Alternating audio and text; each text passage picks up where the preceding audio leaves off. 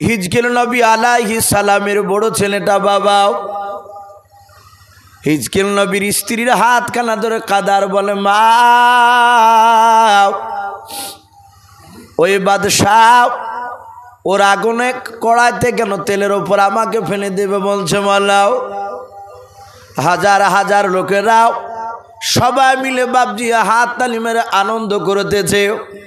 হিজকিল নবীর স্ত্রী কাদার বলেন, বেটাও শুনে নাও, ওই ফেরাউনের তেল দেখে তুমি ভয় পেও নাও।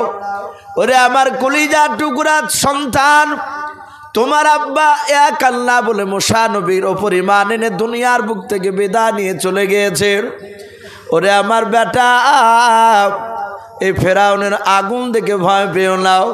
এই ফেরাউন যদি মেরে দেয়, এই তেলের কড়াইতে যদি তোমাকে ছেড়ে দেয়, তুমি যদি মারা যাও, ও কলিজার টুকরা সন্তান, ইন্তেকাল করার পর আল্লাহ নিশ্চয় তোমার জন্য জান্নাত খানা রেখেছে। বলুন সুবহানাল্লাহ। হিজকিল নবীর কলিজা টুকরা বেটা বলল, মা আর চিন্তা করো না, আমিও কাঁদবো না। ফেরাউন বাবা হিজকিল নবীর বড় ছেলেটা হাত কানা ধরে টেনে নিয়ে গিয়াও জ্বলন্ত আগুনে ওই ফুটন্ত তেলের কড়াইতে বাপজি ছেড়ে দিলাও।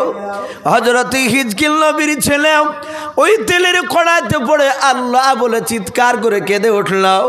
কয়েকবার বাপজি আল্লাহ আল্লাহ করে ডাক দিতে লাগলো। হিজকিল নবীর ছেলে বাবা তেলের কড়াইতে বাপজি ডুবে গেল। আবার কিছুক্ষণ পর ভেসে উঠলাও। হিজকিল নবীর কলিজা টুকরা বেটা, তার জনম দুঃখিনী হিজকিল নবীর বেবে বাবা দেখল না। ওই হিজকিল নবীর কলিজা টুকরা সন্তানের বাপ যে তার জনম দুঃখিনী মা, উনি তাকে দেখলেন আমার সন্তান কয়েকবার তেলে ডোবাডোবে করতে গিয়ে নিস্তব্ধ হয়ে গেল।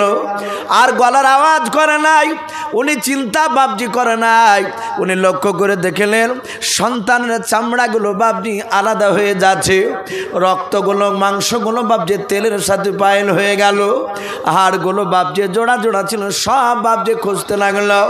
হিজকিল নবীর বাপজি বিবি চিন্তা করলো, ডাক দিয়ে বলেন, আল্লাহ তুমি কেন আমার সন্তানের আগে যা কেন তুমি আমার মত দিলে নাও।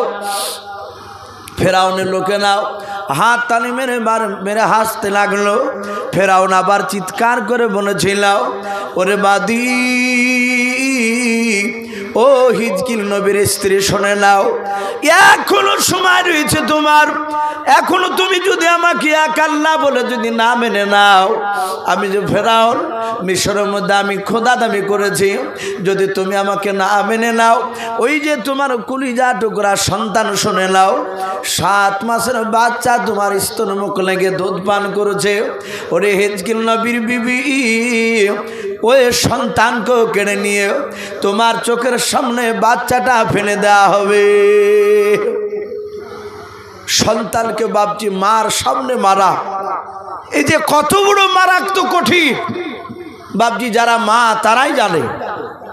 একটা সন্তানকে যদি বাপজি তার মা মানুষ করেছে, সেই মাকে যদি এক মুষ্টি খাবারও নাও দেয়, দেখা যায় ঘর থেকে বের করে দিয়েছে, খাসির জায়গা বাড়ি করেছে, খেতে দেয়নি, ঈদের দিনও খোঁজ নাই নাও। আবার সেই সন্তানকে যদি বাপজি গ্রামের লোকেরা মারে, দেখবেন মার কানে খবর গেলে মা সেখানে থাকতে পারে না, ছুটে আসে, গ্রামের লোকেরা হাতে পায়ে ধরে। লোকেরা বলে তোমার সন্তান তো দেখে না, বলে না দেখলো, আমি তাকে 10 মাস 10 দিন পেটে বহি নিয়ে বেড়ালছিলাম। বলুন আলহামদুলিল্লাহ। এ হচ্ছে মা। হযরত হিজকিল নবীর স্ত্রী কাঁদেন, গো মালিক, এত বড় পরীক্ষায় কেন তুমি ফেলেছো? আমার সন্তানদের ইন্তেকাল করার আগে কেন তুমি আমার মউত দাওনি? হিজকিল নবীর স্ত্রীর সন্তান স্তনে মুখ লাগিয়ে দুধ পান করছিল। সঙ্গে সঙ্গে বাবা ওই 7 মাসের বাচ্চাটা আল্লাহর কুদরত বাবা জবান খুলে গেল। মার স্তন থেকে মুখটা টেনে নিয়ে ডাক দিয়ে বলেছিল, গো মা কাঁদবা না, আমার বড় ভাই ইন্তেকাল করে গিয়েছেন, নিশ্চয় আল্লাহ তাকে জান্নাত দিয়েছেন। বলুন সুবহানাল্লাহ। ওগো মা, আমিও জীবন দিতে রাজি আছি, ফেরাউনকে খবরদার আল্লাহ বলে তুমি মানবা নাও। আমরা মানব না। ফেরাউনের লোকেরা আশ্চর্য হয়ে গেল, 7 মাসের বাচ্চা মাকে নসিহত করে। ওই বাচ্চা যদি মার সামনে যদি ইমানের যদি কথা বলে রে বাবা, ওই মার ইমান কি পাকা না হয়ে থাকতে পারে বলুন? মার ইমান বাবজি মজবুত হয়ে গেল। ফেরাউন দেখলো বাচ্চা ছিল, আরো হয়তো অনেক কিছু বলে ফেলবে। দৌড়ে গিয়ে ফেরাউনের লোকেরা ওই হিজকিল নবীর 7 মাসের বাচ্চাটা বাবজি কোল থেকে ছিনে নিয়াও, ওই জ্বলন্ত আগুনে ফুটন্ত তেলের ওপর বাবজি ছেড়ে দিলাও। ওই বাচ্চাটাও আল্লাহ আল্লাহ করতে করতে দুনিয়ার বুক থেকে বিদায় নিয়ে চলে গেল। আল্লাহর নবী জনাবে মোহাম্মদ রাসূলুল্লাহ সাল্লাল্লাহু তাআলা আলাইহি ওয়াসাল্লাম সাহাবাদের সামনে বাবজি এই ঘটনাটা আলোচনা করেছিলেন। হযরত আবু বকর বলেন, নবী গো, ওই হিজকিল নবীর বিবির কি হলো একটু খুলে বলার। হিজকিল নবীর বিবিকে বাবজি যখন আগুনে ফেলতে যায়, হিজকিল নবীর বিবি ডাক দিয়ে বলেছিল, ওকে ফেরাউন শুনে নাও, তুমি আমাকে আগুনে ফেলে দেবাও, আমার মৃত্যু অনিবার্য, এটা আমি ভালো করে জানি, কারণ আমার সন্তানদেরকে তুমি বাঁচে রাখলে। ওরে ফেরাউন, আমার মৃত্যুর আগে তোমাকে একটা কথা বলবো, বলো আমার কথাটা মানবে খেলাও। ফেরাউনের বাবা দরবারে হাজার হাজার লোকেরা ছিল, তারা সবাই মিলে বাবজি চুপচাপ শুনতেছিল।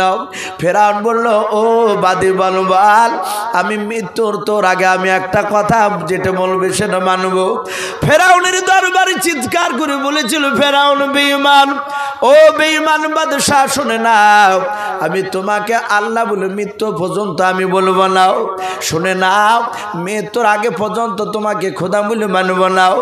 আমার 2 ছেলে মারা গিয়েছে, তোমার উপর ঈমান আনেনি, একমাত্র আল্লাহর উপর ঈমান এনেছে, মুসা নবীর উপর ঈমান এনেছে। আমিও সেই আল্লাহর উপর মুসা নবীর উপর ঈমান আনলাম। ওরে বেঈমান ফেরাউন, 2 বাচ্চাকে আমি সুন্দর করে বড় করে আমি লালন পালন করতে পারলাম না, আমি তাদের ভালো করে সেবা যত্ন করতে পারিনি। ওরে বেঈমান, আমাকে যখন তেলের কড়াইতে ফেলে দিবা, ওই ছেলেদের মতো আমারও যখন জানটা বেড়ে যাবে, আমার মাংসগুলো চামড়াগুলো যখন তেলের সাথে ফাইল হয়ে যাবে, ওরে ফেরাউন, হাড়গুলো যখন একত্রিত কড়াইয়ের উপরে থাকবে, ফেরাউন তুমি কথা দাও, এ হাড়গুলো ছন্ন ছাড়া করে কোনো দিকে যেন ফেলে দিবা নাও। ফেরাউন বলল, মৃত্যুর পর তোদের হাড়গুলো কি করবো বল? ওই হিজকিল নবীর বিবি ডাক দিয়ে বলেছিল, বেঈমান বাদশা, মৃত্যুর পর আমার সন্তানের হাড়গুলো আর আমার হাড়গুলো একটা ছোট্ট করে কাপড়ে বেঁধে পোটলার আকারে করে ওই পাহাড়ের চূড়ায় বলো তুমি দাফন করবা খেলাও। ওরে ফেরাউন, এটাই ছিল আমার মনের তামান্না, মনের বাসনাও, আমার মৃত্যুর পর সবার হাড়গুলো তুমি ওই এক জায়গায় তুমি দাফন করবাও। ওগো ফেরাউন, এটা আমি মনে মনে ভাববো কিয়ামত পর্যন্ত আমার ছেলেদেরকে আমি বুকে করে নিয়ে কবরে শুয়ে থাকবো। বলুন সুবহানাল্লাহ। আল্লাহ রাসূল বলেন, ফেরাউন কথাটা মেনেছিল। আল্লাহর নবী জনাবি মোহাম্মদ রাসূলুল্লাহ সাল্লাল্লাহু তাআলা আলাইহি ওয়াসাল্লাম যেদিন বাবা মেরাজ রাত্রিতে আরশে আজিমে বাপ যে যাচ্ছিলেন আল্লাহর সাথে দেখা করতে গিয়ে, ওই মিশরের ওপর দিয়ে যখন বোরাকটা যাচ্ছিল বাবা, ওই পাহাড়ের উপর দিয়ে যখন যাচ্ছিলাম, হঠাৎ করে আল্লাহর নবী দেখলেন বাবা ওই পাহাড়ের ভেতর থেকে জান্নাতুল ফেরদাউসের ঘ্রাণ বের হচ্ছে। বলুন সুবহানাল্লাহ।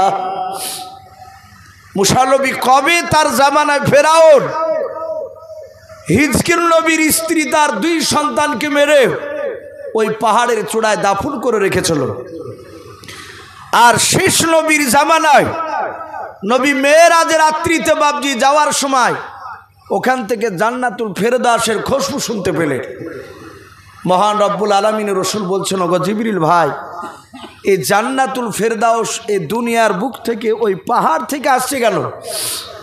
ওখানে কি আছে বলো? জিবরিল আলাইহিস সালাম কাঁদতে কাঁদতে ফেরাউনের সেই হিজকিল নবীর স্ত্রীকে আর তার সন্তানকে মেরেছিল। এ ফেরাউনের কথাগুলো হযরতে জিবরিল আলাইহিস সালাম শোনালে আল্লাহ রাসূল তাদের জন্য বাপজি আবার দোয়া করলেন। এই এত বড় বেঈমান ফেরাউন, তার লাশ বাপজি মাটিতে বাপজি খাবে না, তার বিবিকে পর্যন্ত বাপজি মারতে সেবাকে রাখেনি, এই বেঈমান ফেরাউন।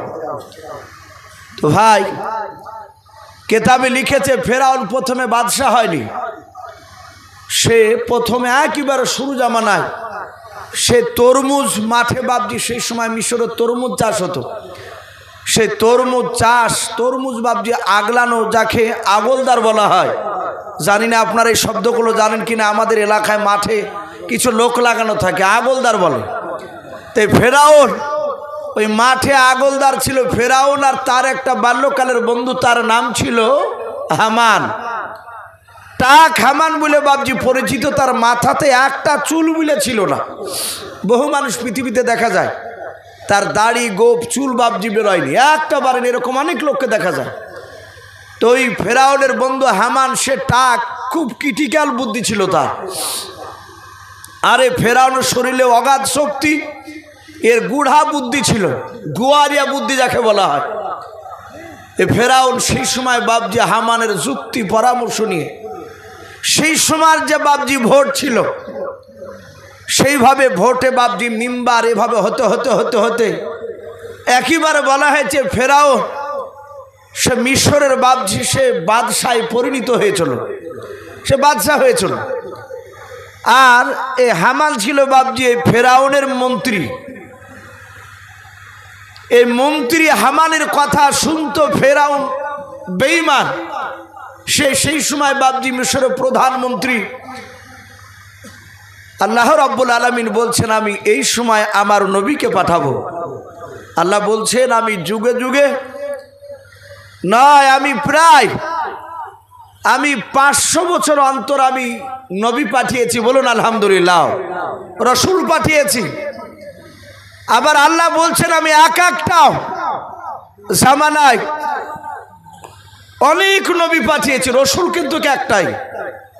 যেমন কেতাবে লিখছে মুসা আলাইহিস সালাম থেকে নিয়ে হযরত ঈসা রুহুল্লাহ আলাইহিমুস সালাম পর্যন্ত, এই দুজনার মাঝখানে আল্লাহ বলছেন আমি 3000 নবী পাঠিয়েছি। বলুন আলহামদুলিল্লাহ।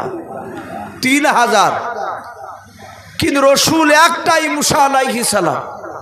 নবী আর রসুলের মধ্যে একটু আলাদা আছে, আমি বহুবার আপনাদের এলাকায় বলেছি। তা আল্লাহ বললেন আমি নবীকে পাঠাবো। তার আগেই কেতাবে লিখেছে ফেরাউনকে বাপজি সংকেত দিচ্ছেন, আল্লাহ জানাচ্ছেন আলামত, যে আমি আমার মহাপুরুষ আমি দুনিয়াতে পাঠাবো। ফেরাউন রাত্রিবেলায় শুয়ে আছেন, স্বপ্ন দেখলো আসমান থেকে একটা আগুনের বাপজি দলা তার সিংহাসন এসে পড়ল।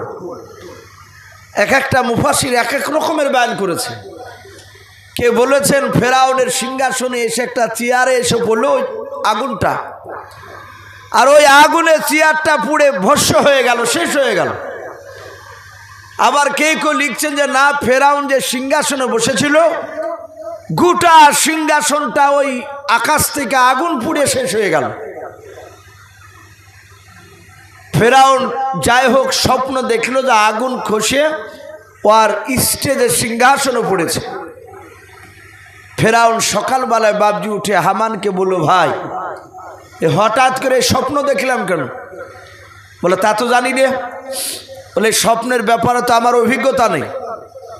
বলে কি করতে হবে? বলে আপনি আমাদের দেশে যারা স্বপ্নবিদ, যারা স্বপ্নের ব্যাখ্যা করতে পারেন, আপনি তাদেরকে ডাকুন, ডেকে স্বপ্নের কথা বলুন, ওরা যে কোনো একটা রাস্তা বলবে।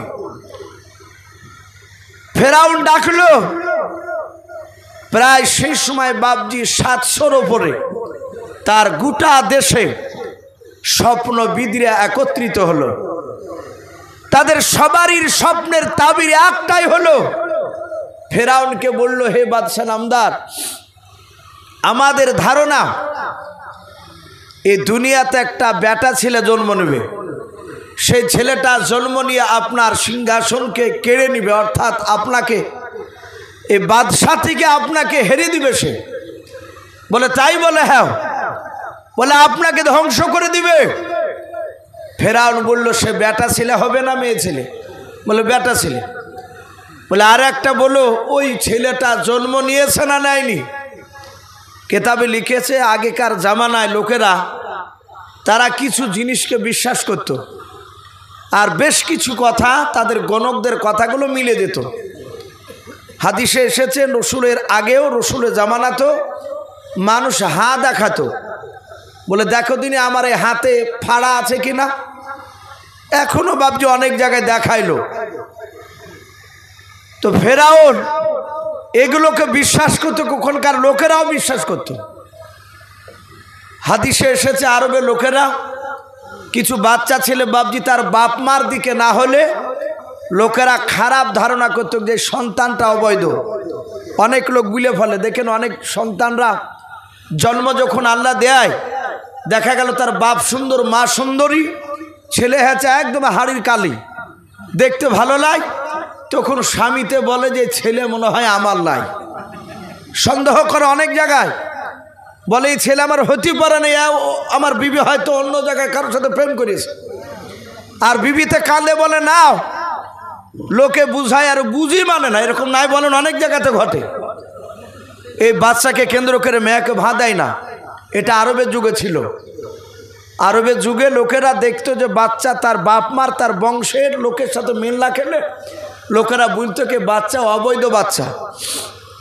তাহলে বাচ্চাটাকে কারা সার্টিফিকেট দিত? ওই গণকের দল বাপজি গেলে তারা যদি বলতো যে এই বাচ্চাটা তো অমকের সন্তান, এ তো খুব ভালো হয়েছে, তখন লোকেরা বলতো না, তাহলে এতদিন যা ধারণা করতাম এগুলো ভুল ধারণা। হাদিসে এসেছে দুটো বাচ্চাকে নবী জামানায় ওই লোকেরা কি এমন কি তার বংশের লোক পর্যন্ত বাপজি প্রাধান্য দিত না, বলতো অবৈধ সন্তান। এরা মাঠে ছাগল চড়াতে গিয়েছে, তার বাপ মাও ছাগল চড়ে নিত। তো ছাগল চড়াতে গিয়ে বাপজি রোদ্রে সূর্যে তাপ লাগছে, তো একটা চাদরকে বাপজি তারা নাভি থেকে মুখের দিকে দিয়েছে, দেখে রোদে শুলে একটু তাপ যদি গায়ে লাগে অসুবিধা নাই, কিন্তু মুখখান ঢাকলে ঘুম আসে অনেকের। তো ওরা নাভি থেকে উপর দিক ঢাকে পা দুইখান বের করে দিয়ে দুই ভাই শুয়ে আছে, যাদেরকে লোকেরা মানতক না যে ওরা অমকের সন্তান।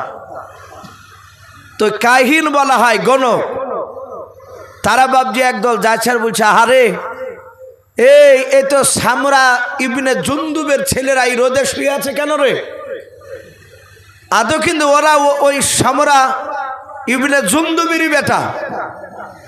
যখন এই কাহিনটা কথা বলছিল তখন গ্রামের কিছু লোক তারা সাইডে খেলা করছিল।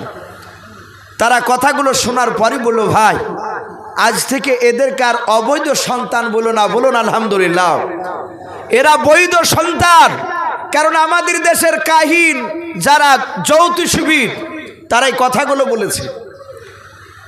তা ফেরাউন বাপজি বলল যে এই লোকটা বাচ্চাটা জন্ম নিয়েছে না নিবে?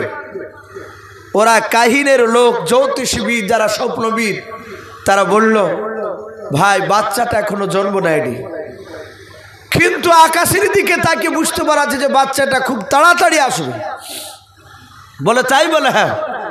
ফেরাউন বলছে দাঁড়া, ও বাচ্চা কি করে বড় হয় তাও দেখছে, কারণ ই তো শয়তানি বুদ্ধি আর ভিতর ভরা। ফেরাউন হামানের সাথে যুক্ত করে হামানকে ফেরাউন বলল আমার বুদ্ধি এসেছে। বলে কি? বাচ্চা জন্ম নেয়নি নিবে? মেয়ে ছেলে না বেটা ছেলে? বলে হ্যাঁ। বলে আজ থেকে যত বেটা ছেলে জন্ম নিবে সব ধর আর ধরিয়া মেরে ফেল, একটা বেঁচে রাখবো না। হামান বলল কথা তো তুমি খারাপ বলোনি, তাহলে বেটা ছেলেকে যদি একবারে গোড়া থেকে যদি শেষ করে দেয় তাহলে তোমার আমার দুশ্মন আর হবে না। বলো ভাই তাহলে আমার হাজার হাজার সৈন্য আছে, তাদেরকে প্রতিটা বাড়িতে খোঁজ লাগিয়ে দাও। কেতাবে লিখেছে কাহিনরা বলেছিল যে বাচ্চাটা জন্ম নিবে বানি ইসরাইল বংশে। বলুন আলহামদুলিল্লাহ। কোন বংশে বললাম? বানি ইসরাইল বংশে। কোরআন শরীফে বাপজি 30 পারা 114টা সূরা আছে, তার মধ্যে 15 পারায় যে সূরাটা বানি ইসরাইল বলে বাপজি পরিচিত। এই বানি ইসরাইল এটা একটা বংশের নাম, এটা এত দামি হয়েছে। আল্লাহর রসুল বলছেন 1,24,000 নবী রসুলের মধ্যে থেকে মাত্র 6টা নবী রসুল অন্য বংশে, বাদবাকি সব নবীগুলো ওই বানি ইসরাইল বংশ থেকে জন্ম নিয়েছিল। বলুন আলহামদুলিল্লাহ। কথা বুঝতে পেরেছে? মাত্র 6টা নবী অন্য অন্য বংশে জন্ম নিয়েছে। এই 6 নবী বাদ দিয়ে যে 1,24,000 এই নবীর মধ্যে 6টা নবী বাদ দিয়ে সব নবী কোন বংশ থেকে জন্ম নিয়েছে বললাম? বানি ইসরাইল বংশ থেকে। তাহলে এই বংশটা কত বড় দামি বংশ। ওই জ্যোতিষবিদরা তারা বলল ওই বানি ইসরাইল বংশ থেকে বাচ্চা জন্ম নেবে। আর ফেরাউন হামান যে বংশে ছিল এদের বংশটাকে বাপজি তফসিরে পাওয়া যায় কিবতিয়া বংশ। কি বললাম? কিবতিয়া বংশ ফেরাউনের। আর বানি ইসরাইল বংশ হচ্ছে ওই মুসা নবীর বংশে। তাই ফেরাউন বলল আমার কিবতিয়া বংশের যত যুবকেরা আছে, এই যুবকেরা সবাইকে চাকরি দিচ্ছি, যাও বানি ইসরায়েলের প্রতিটা বাড়িতে যারা বিবাহিতা নারী প্রতিটা বাড়িতে যাও আর 3 বার করে বাড়ির মেয়েদের পেটকে চেক করে আসো, ইনকোয়ারি করো, দেখো যে বাচ্চা জন্ম নিয়েছে কিনা। এখন বাদশার হুকুম, বাদশা যা বলবে তাই করতে হবে। বাপজি আমার সোনা লালেরা, ফেরাউনের লোকেরা বাপজি প্রতিটা বাড়িতে যায়, বেটা ছেলে যাকে জন্ম দেখে ট্যাং ধরে ফাড়িয়ে ফেলে কিংবা আচার মেরে মেরে ফেলে, শেষ করে দেয়। এইভাবে মারতে মারতে মারতে মারতে কিতাবে লিখেছে প্রায় 6 লক্ষ বাচ্চাকে বাপজি হত্যা করলো। কলেক বললাম 6 লাখ, 1-2 দিনে করেনি, 2 বছর ধরে 6 লাখ ফেরাউনের এলাকায় বানি ইসরায়েলের সন্তানকে মারল। হামানের তো বুদ্ধি ছিল, হামান চিন্তা করলো ফেরাউন যা শুরু করেছে আগামী তার বংশ বিস্তার হবে না, বাড়বে না, মেয়ে ছেলের গাদা লেগে যাবে, বেটা ছেলে নাই, আর বাচ্চা নিতে গেলে তো দুটোরই দরকার। সাথে হাতে ফেরাউনকে গভীর রাত্রিতে বলল বাদশাহ কি শুরু করেছে, আগামী দিন আর সংসার বাড়বে না। বলে কেন? বলে সব বেটা ছেলেকে মেরে ফেলছেন, মেয়ে ছেলে সব গাদা লেগে যাচ্ছে, তাহলে মেয়ে ছেলে তো স্বামী দরকার, বেটা ছেলে। ফেরাউন বলে কি করতে হবে? ফেরাউনের কথা শুনে হামান বলল আপনি 2 বছর বাচ্চা মারেন আর 2 বছর বংশ বাড়ার লেগে ছেড়ে দেন, রেখে দেন। ফেরাউন তো গুয়ারিয়ে ও গুড়া ওই কথাটি বাপজি মেনে নিল। আল্লাহ বলছেন ওরে বান্দাও, এ ফেরাউন আমি ওয়াহুয়া আলা কুল্লি শাইইন কাদির, যেই সময় বাচ্চা মারা বন্ধ করবি ওই সময় আমি মুসাকে পাঠাবো না। বলুন আলহামদুলিল্লাহ। 2 বছর মারার পরে ফেরাউন বলল কাল থেকে আর কোনো বাচ্চা মারবা না, একবারে পাক্কা 2 বছর। এই 2 বছরের মধ্যে বাপজি বাচ্চা যখন মারা বন্ধ ছিল সেই সময় বাপজি মুসা নবীর বড় ভাই, কোরআন শরীফে বাপজি তার নাম এসেছে হারুন। কি নাম বললাম? হারুন। এই মুসা আলাইহিস সালামের বড় ভাই হারুন আলাইহিস সালাম বাপজি তিনি জন্ম নিলেন। ওনার কোনো ভয় নাই, কারণ ওই সময় তো বাচ্চা মারা নিষেধ। আবার 2 বছর বাপজি যাহাতে বাচ্চা মারা নিষেধ ছিল, এটা যখন বাপজি বন্ধ হয়ে গেল, এবার বলল যে কাল থেকে 2 বছর পুজে গেছে, শোনো আগামী কাল থেকে আবার 2 বছর ধরে আবার বানি ইসরায়েলের বাচ্চা মারা হবে। আল্লাহ বলছেন ফেরাউন এবার আমি তোর নবীকে পাঠাবো।